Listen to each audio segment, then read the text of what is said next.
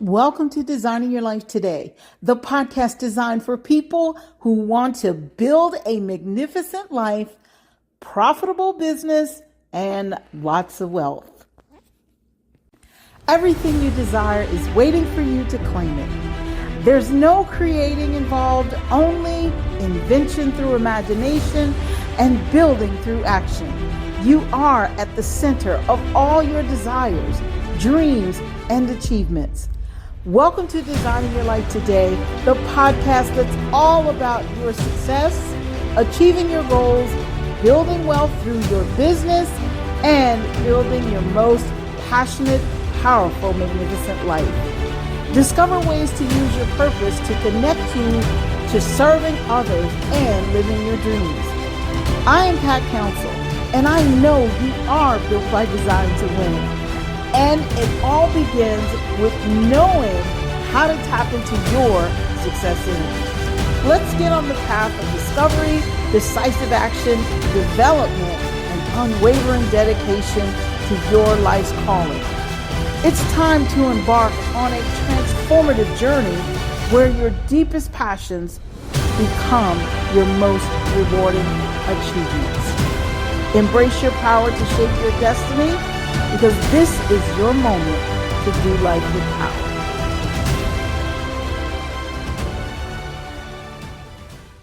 Hello, Power Up Nation. I am Pat Council, and I want to talk about, are you minding your business? And so when we talk about minding your business, I'm talking about minding the business of living your best life, building that profitable business, getting to where it is you desire to be. It's funny, sometimes when I'm on YouTube, I see a lot of different videos that pop up as I'm kind of scrolling through. And I don't click on those videos because most of them, a lot of them are gossipy videos, or they're talking about what's going on, the negative things that are going on in someone else's life, or they're giving an opinion, or they're judging something that that person has done that's considered to be nefarious. I've always wanted to use that word, so there, I've used it. But I want to talk about, are you minding your business? Because I think it's important that if you want to grow and build your magnificent life and live that or follow through on your profitable business and really get the life that you deserve to have, I think it's important that we understand the role that we're playing in other people's lives should be the role that it's the role that we should be playing in our own lives. And when we give an opinion about what someone else is doing wrong, or we're judging that other person, it's important that we understand this is coming from our thinking. It's in our mind, and that person doesn't know us, well, most of the time. And then it's not affecting them. So it's affecting, well, the person who's doing it. And if you're doing that because you're looking at someone else's life, judging someone else's life, then that might explain why you don't have your magnificent life the way you desire to have it. The other thing I wanted to talk about as it relates to minding your own business is these are conversations sometimes that I hear either in passing, or if I'm in a bookstore, or if I'm somewhere out there. So, and sometimes family members have a tendency to think that they should groom their children to be just like their father or to be like their mother, because they look like the parent. And I'm thinking, you know what? Let that kid be about his own business. What is his calling? What is his true purpose for being here on this earth, him or her? And so we start to mold them into being something, or to find something acceptable that they would not have found acceptable otherwise.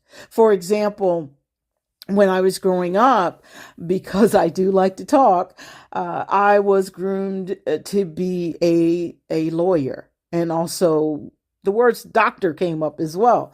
And as far as a lawyer, I could have been a lawyer, yes, but No one ever thought to look closely to see what my true talents were. Okay. And that way I could mind my own business. In other words, I could grow up with the idea of this is my gift. These are my gifts and talents, and I could use them. So the point that I'm making is, so you said, what's the big deal about all of that? Well, the big deal about all of that is we have a whole host of people who spend more time complaining about what isn't and what isn't happening in their lives and what isn't happening in someone else's life. And as a result, no one's happy. So if you want to be happy, it's important to start minding your own business. In other words, paying attention to what are the best things about you.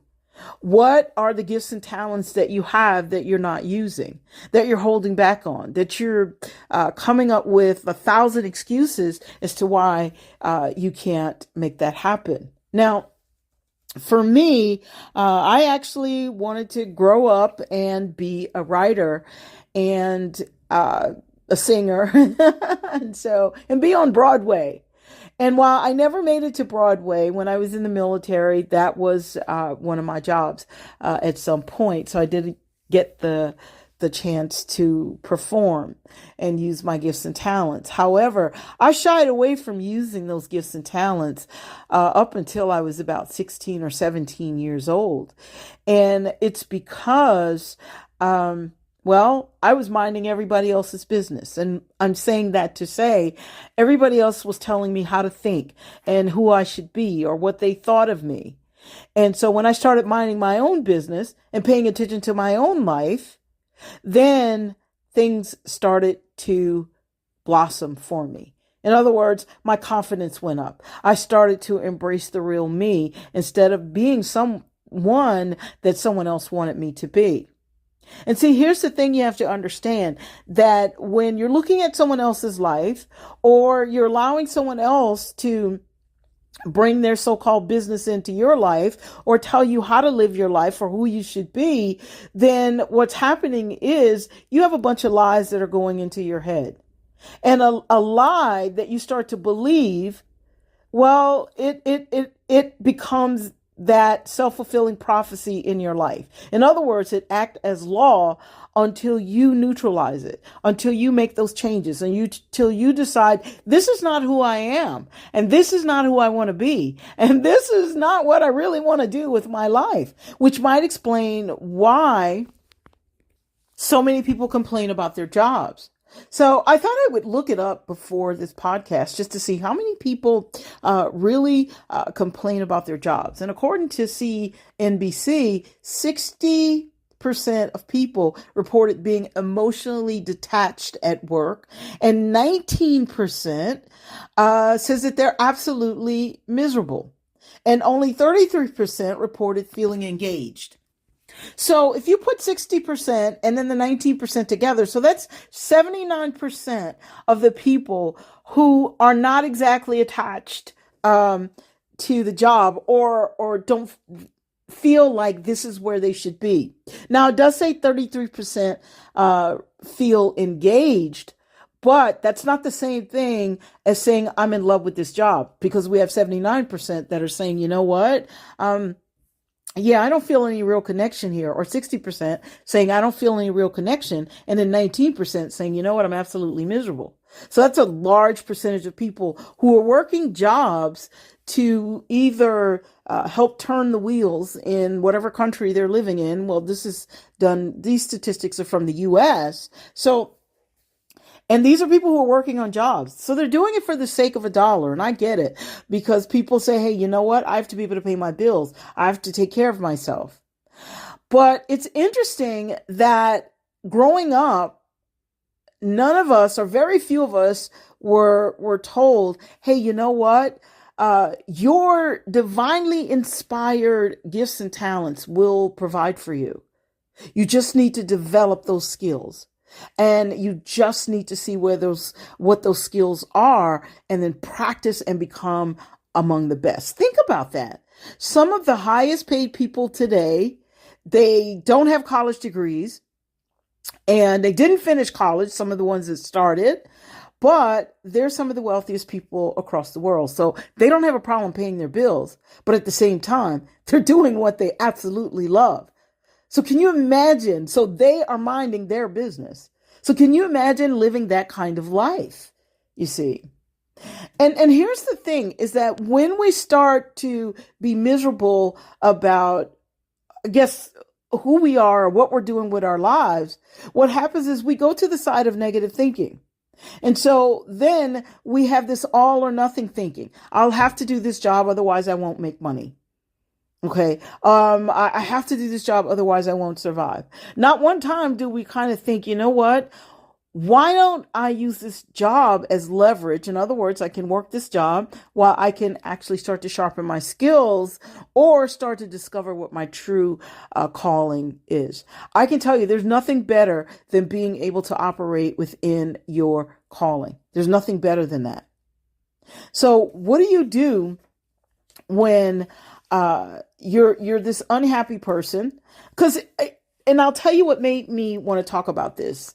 What made me decide to talk about this on this podcast is I noticed that a lot of the videos that get the biggest hits on YouTube are the ones with all the gossip, with all the negativity, with all of the fault finding. Okay, so in other words, it sends a message that, hey, you know what, here's some people who were successful or who were wealthy, and guess what? Yeah, you see, they're bad people, so you don't want to be in their company. And we can look at them and we can point. So in that case, we're not minding our business, we're minding someone else's business. When in reality, that doesn't make you feel any better, or maybe it does, because they say misery loves company. So maybe it makes you feel better for the moment, okay? So that you can point at another human being's pain or another human being's ignorance or another human being who's made a mistake because they didn't know any better. And sometimes they knew better, but because the human side of us, okay, that popped up. You know, one of those 7 deadly sins like gluttony, that kind of thing, and greed. So the list goes on and on. So we look at that. But that doesn't make us any happier. That doesn't make us live this fulfilling, exciting, happy, loving life. Okay. Which means at this point, think about this. 69% or 79%? So 79% of the people who are both miserable or detached, emotionally detached from the job, that's a large percentage of people who are not happy with being who God made them to be. Oh, wait, because they're not operating in a manner in which they were made. So you really want to think about when it comes to minding someone else's business, it's more important to take a look at your own business. And also, I mentioned how we groom our children to grow up and have that same life. I've seen people say, well, I have to work the store because my dad worked the store. Or I'm a preacher because my dad was a preacher. Preachers are supposed to be man inspired by God, called by God. Not, I'll be a preacher because my dad was a preacher. Okay. Unless that person was called as well. Okay. But I want you guys to really take a closer look at that and ask yourself the question. This is a very short show. Ask yourself the question, am I actually living my magnificent life? Am I living my dream life? Am I excited about getting up in the morning? Okay. And if you're not, then perhaps it's time to ask yourself the question, who am I really? Why am I here? Okay. Get to know who God says you are, not mankind, not your parents, not your other family members, because they're going to criticize if you're not doing it the way you think they should do it. Not your friends. Okay. Because one of the things that I've discovered is that when I stepped out to be who I was called to be and do things that made me happy, okay, and it didn't take anything from anyone else. I still made money, was able to take care of myself. When I stepped out to do that, I noticed at first I was criticized by some family members and some friends. But as I started to become more successful, then I started to be a better example. And then some of the younger members of my family started to realize, wait, I can start my own business and I can have the life that I desire. I can be happy. I can do what I love. I don't actually have to go and work on a job that I absolutely hate because my dad could get me a job or because my mom could get me a job. And of course, that was not the case with with me in my family. However, I'm using that as an example. Or I don't have to be who my grandfather was just because I look like him. That's ridiculous. Look beyond the flesh. Look inside that person's heart. Look at you know what? A person's natural gifts and talents, they come to the surface and they will show themselves. Okay, the gifts will show up. Okay. And the object of the game is to nurture those gifts. I can remember when I wanted to take dancing when I was a little girl because I actually was kind of a natural at it. And I could watch the television and I could emulate the dances that were being done on television. So as a kid, sometimes kids get this prompting, something, because kids don't have those filters that adults have, where they pretend to be less than, or they pretend to be shy, or they pretend they don't have a gift. Shyness is something that's actually taught and encouraged. And I remember asking if I could take dancing, and I was told, you already have rhythm. You don't need dance lessons. Well, I was talking more along the lines of more of a classical type of dancing. But I felt led in that direction. Now, I'm not saying that to be bitter or anything like that, because I didn't get the dance lessons, but I still got actually a chance to dance when I was traveling with the military, the Army band. And so I did get a chance to dance. I learned tap and I learned jazz, which was something I picked up fairly quickly. But the point is, I didn't get a chance to take my skill level to where I wanted it to be when I was, let's say, a kid. All right. So, however, I made a commitment as I got older that, you know what, I'm going to do what I want to do. And I know that sounds, a little immature, but when I made that comment, I was about 18 years old.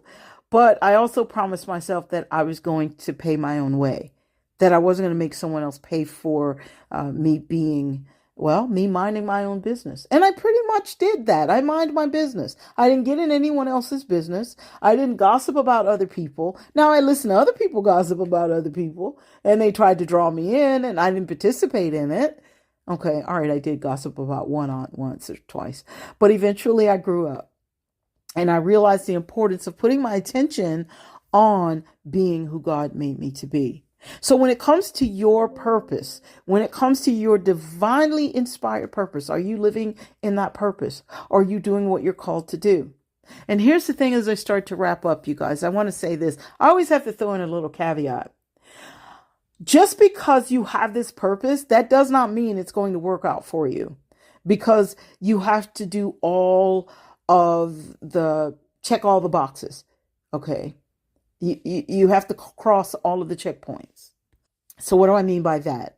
I mean, if you have this gift and you've been denying this gift, part of minding your business is studying and doing what it takes to sharpen your skill set, learning what you need to learn, and not expecting that it's going to be handed to you, and not expecting that someone else is going to make it super easy for you. Because you do understand that the more you put your attention on being the best that you're supposed to be, the better you're going to be, the sharper your skill set, and you're not going to have to worry about money. Somebody's going to pay you for that God-given gift or talent. And that's not just something I'm saying because it sounds good and it sounds all motivational. There are too many examples of that out here today that are people who put in the time. And that's why when people are criticizing other people, okay, who became famous, and they made a few mistakes, the difference between their mistakes and ours is that they're more center stage. So because they're seen by the world and we're not so center stage. Okay. We can do our little dirt or whatever it is in behind closed doors, and some people may never find out. Okay. But the point that I'm making is that they minded their own business. They took care of business. They did what they were supposed to do. They learned what they were supposed to learn. They made the sacrifices they were supposed to make, and they got to where they desired to be. Now, I'm not talking about their personality, and judging them as right or wrong people or bad people. That's not what this is about. This is about people who said, you know what? This is where I'm being led to do. This is what I'm called to do. And I'm going to get out there and do it. And you can always learn something from people who have the kind of courage to step out and do that. So with that being said, you guys, that is really all I have for you today, except to say tomorrow I'm going to be announcing a lot of new things that we're going to be offering during our Summer Success Series. So stay tuned for tomorrow. It's going to be amazing. It's going to be magnificent. And you guys are going to be in a position to really fully express yourself and start doing life with power.